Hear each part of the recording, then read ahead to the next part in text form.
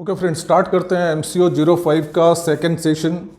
And इससे पहले जो सेशन था उसमें हम लोगों ने स्टैंडर्ड कॉस्टिंग तक आई थिंक हम लोगों ने डिस्कशन किया था।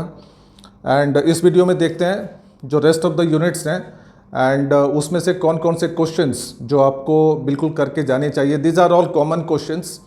और इसके अलावा अगर कोई अनएक्सपेक्टेड क्वेश्चंस अगर आते हैं तो you have to prepare something some extra from other materials or from IGNOU materials. Okay, so the first question here, variance analysis part 1. Now from here you will get numericals.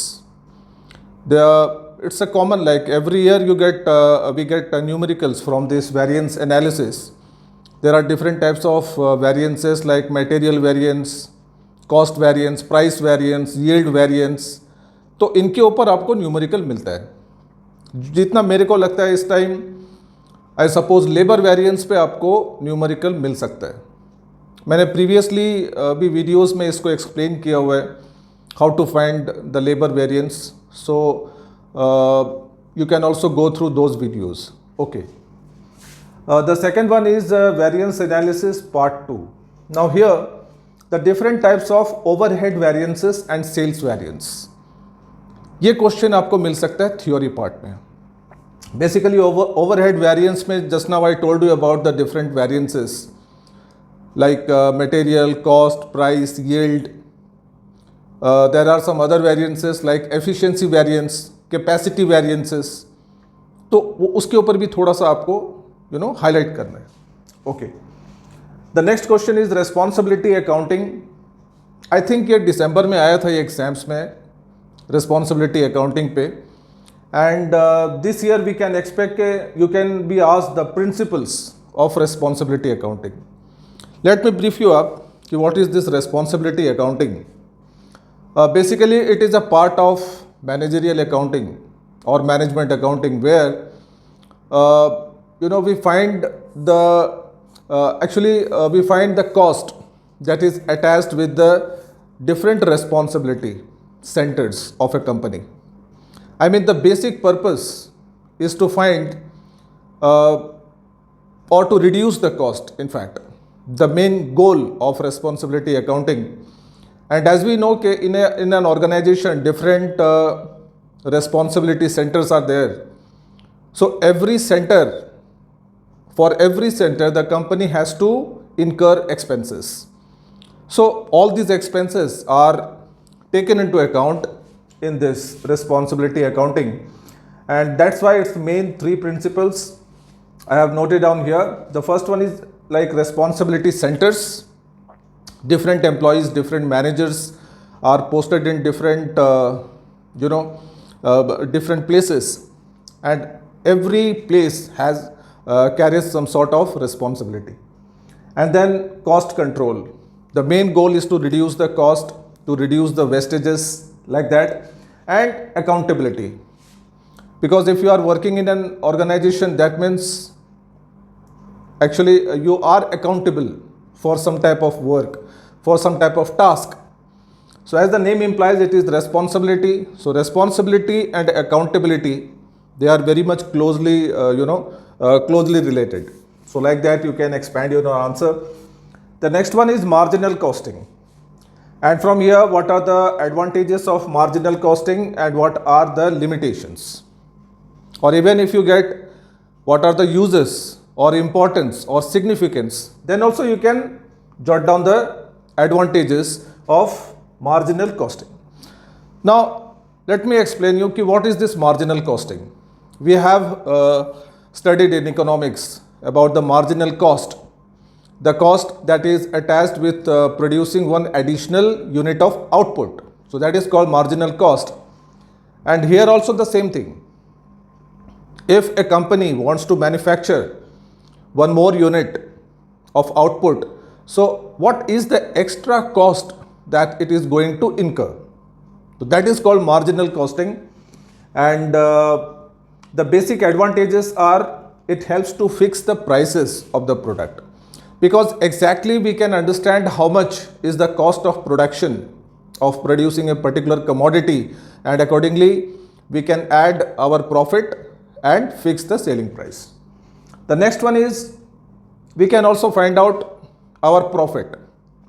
Profit in the sense how much profit we should keep for a product, and because it is also concerned with the competitor's price, so accordingly we will fix up the selling prices so that we can easily sell the products in the market and earn handsome profit.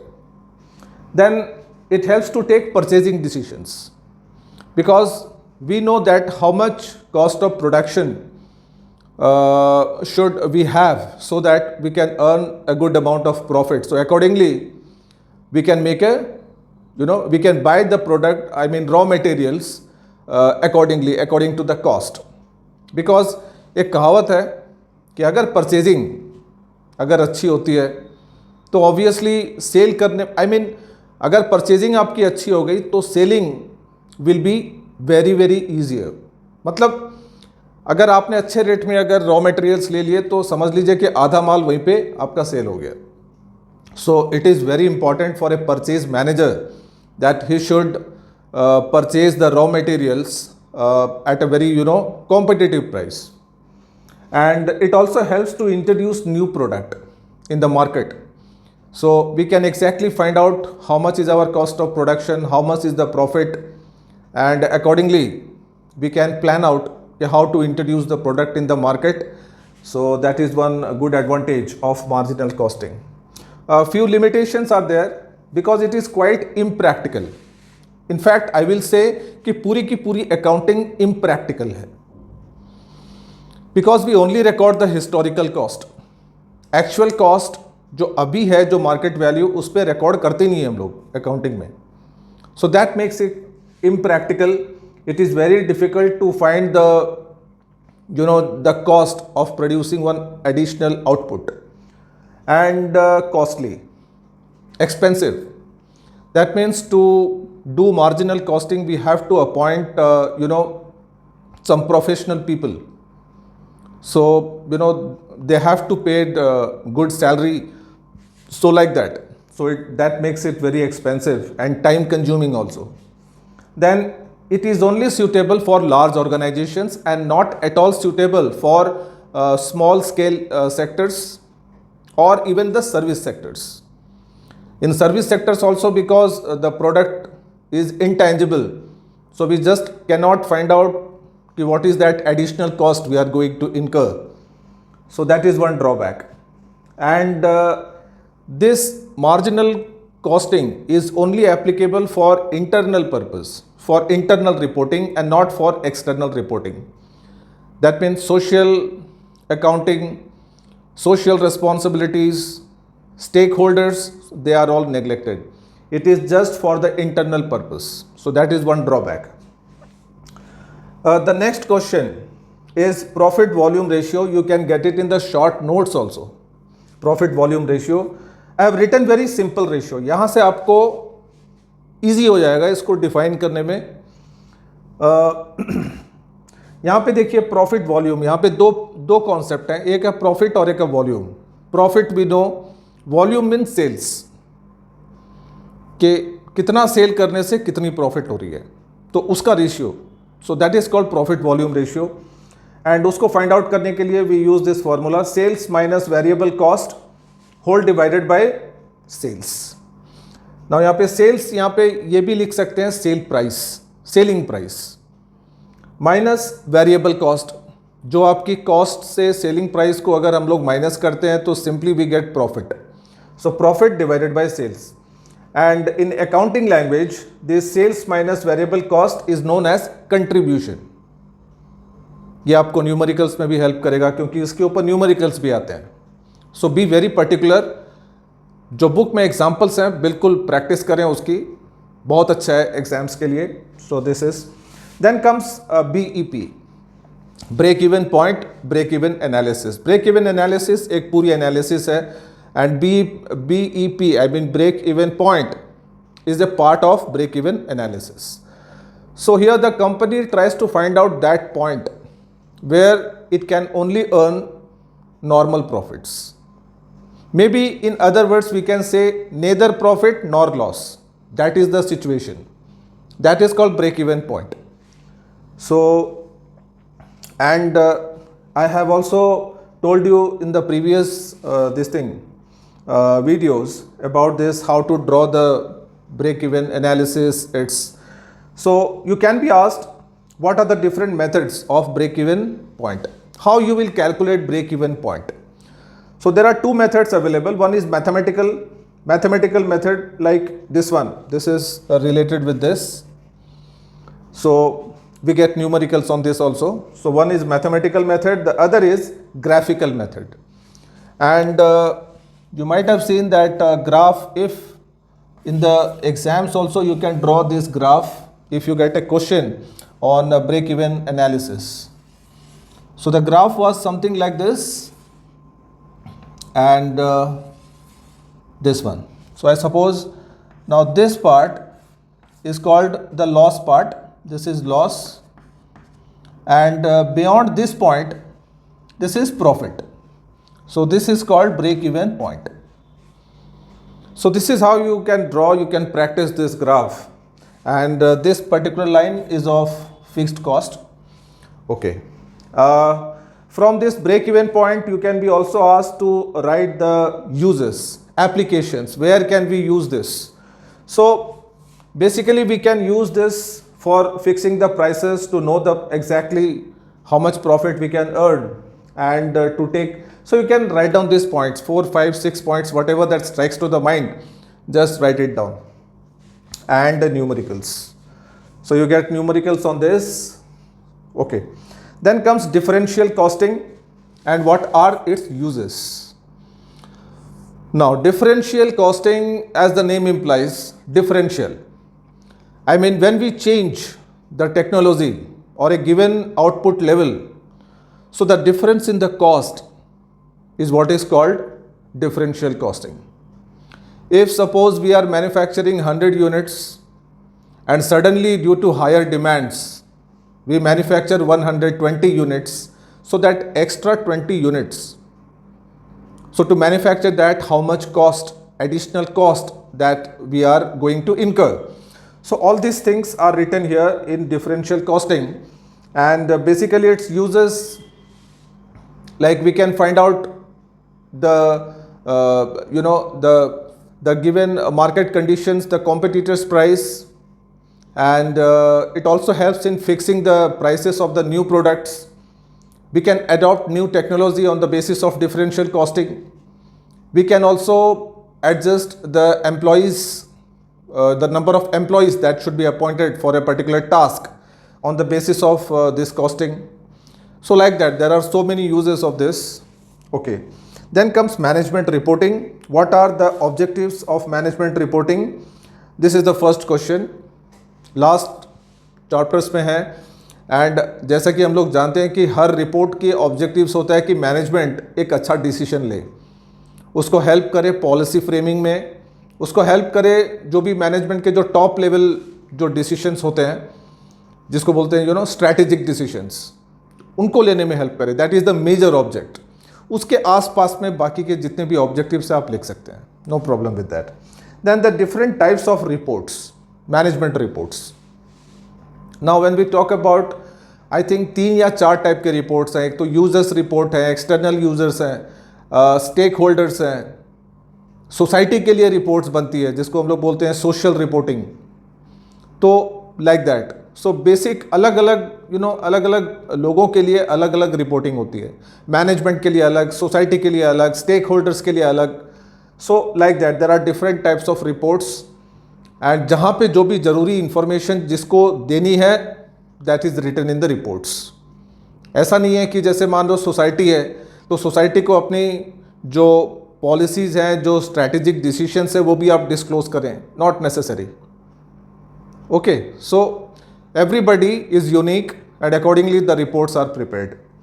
Then comes the modes of reporting. Now modes में ये हम लोग जानते भी हैं, it's obvious. किस तरीके से रिपोर्ट कर सकते हैं एज ए मैनेजर. तो एक तो होता है ओरल रिपोर्टिंग, जो हमने मुंह से एक दूसरे को बोल दिया physically. The other mode is written reports. वो सबसे ज़्यादा पॉपुलर है, सबसे ज़्यादा प्रैक्टिकल, सबसे ज़्यादा रिलायबल, जहाँ पे रिटन में रिपोर्ट्स हम लोग सबमिट करते हैं। जैसे कि अभी इग्नू के जो प्रोजेक्ट बने थे, तो प्रोजेक्ट रिपोर्ट जो फाइनल रिपोर्ट होती है that is always in written form. Okay, so like this. तो आगे चलते हैं। ये कुछ एक है लाइक शॉर्ट नोट्स के लिए। यहाँ से एक क्वेश्चन पक्का 100% होता ही होता है एग्जाम्स में। Inflation accounting.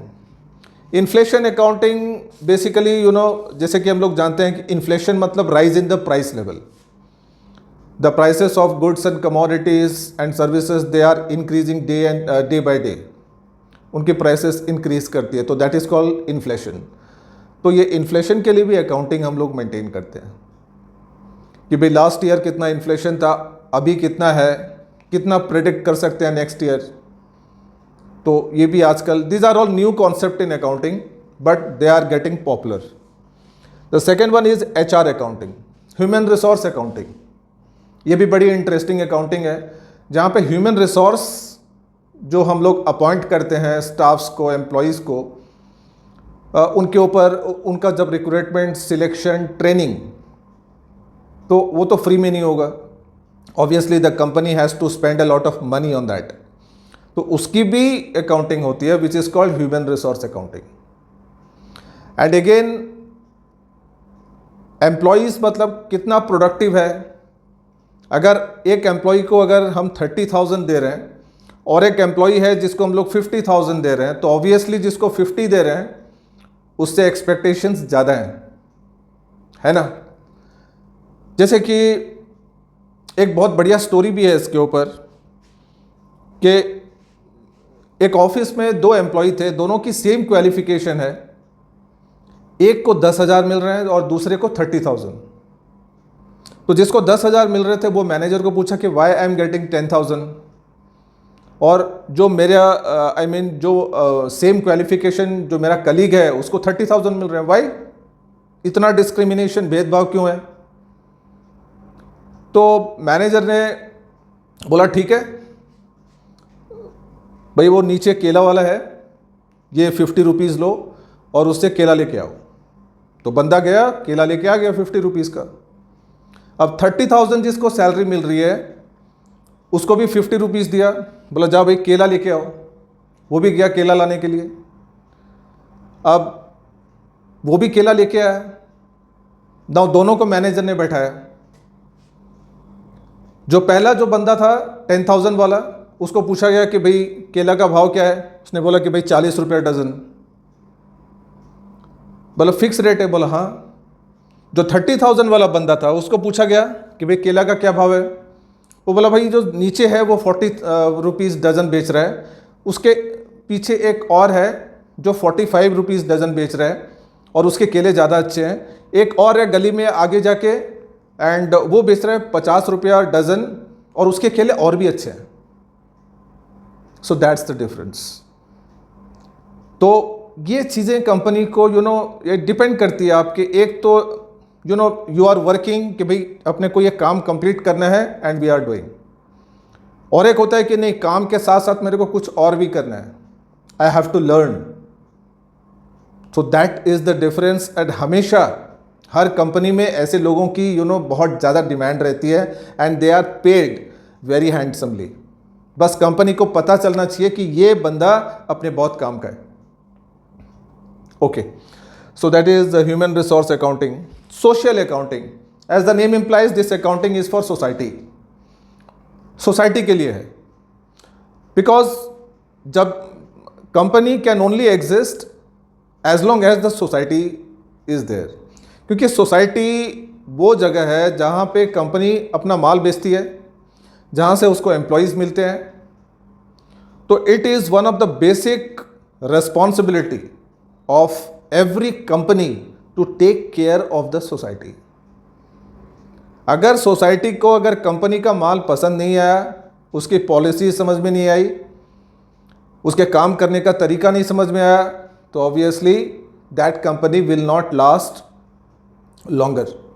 So for this also the company incurs so many expenses. उसको सोशल रिपोर्ट्स बनाने पड़ते हैं, उसको पार्क्स, रोड्स, ऑर्फनेजेस, स्कूल्स, ऐसे कई सारी फैसिलिटीज़ प्रोवाइड करनी पड़ती है सोसाइटी को. आपने देखा होगा बिग सिटीज़ में. सो उसके लिए भी एक्सपेंसेस है which are recorded in social accounting. Then comes environmental accounting. ये भी बड़ा इंटरेस्टिंग कॉन्सेप्ट है. जब से एनवायरनमेंट ख़राब होना शुरू हुआ है, पॉल्यूशन शुरू हुआ है वर्ल्ड में, ग्लोबल वार्मिंग एंड ऐसे बहुत सारे अभी मतलब जो रिसेंट इश्यूज़, काफ़ी बड़े बड़े इश्यूज़ हैं पॉल्यूशन को लेके. So for that also, to protect the environment, to make the environment greener, every company needs to produce environmental and eco-friendly products. उसके लिए भी उसको एक्सपेंसेस करने पड़ते हैं.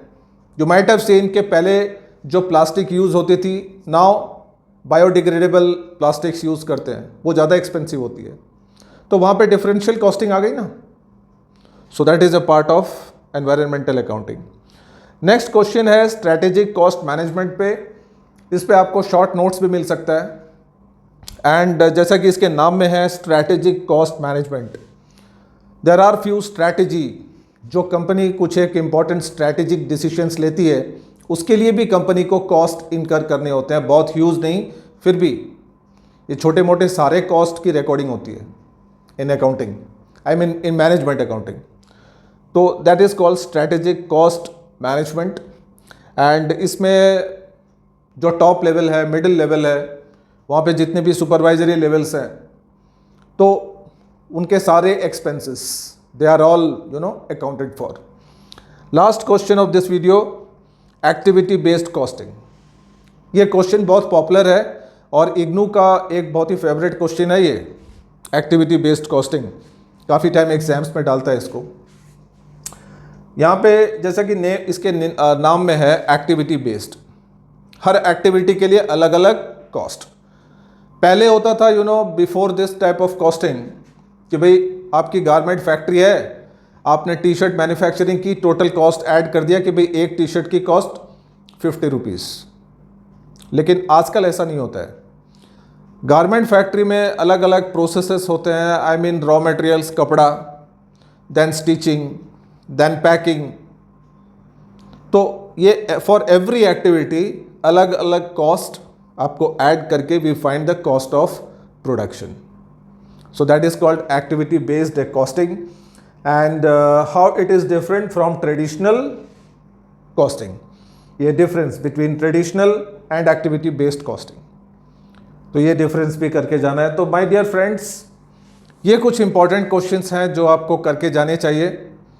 एंड जैसा कि हम लोग अभी देख पा रहे हैं, काफ़ी अनएक्सपेक्टेड क्वेश्चंस आ रहे हैं. तो थोड़ा सा एफर्ट्स ज़्यादा लेना चाहिए आपको. Put in your best efforts so that you can get good marks and pass with good division and distinction. So thank you very much for watching this video and have a nice day.